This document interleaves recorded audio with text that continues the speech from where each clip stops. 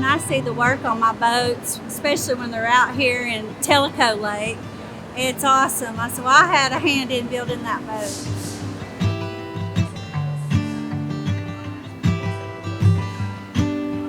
My name is Shelly Allen. I'm a rigger, and what that means is I put on the big decals, the MasterCrafts. I put on the warning labels. Handcrafted is every one of us has our hands on the boat, and each one is proud of what they do. For being here for 28 years says a lot. The best part of it is the people that you work with.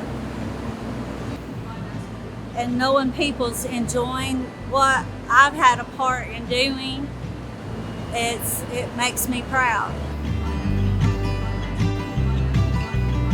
I have family up New England, and oh yeah, we know that boat. I said, well, I put the decals on. I've worked with wonderful people.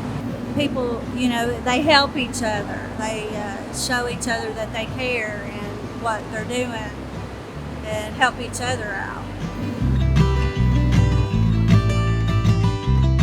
I've had several different people come and tell me, you know, that boat looks plain when it comes in here, but after you put those decals on, it really shines.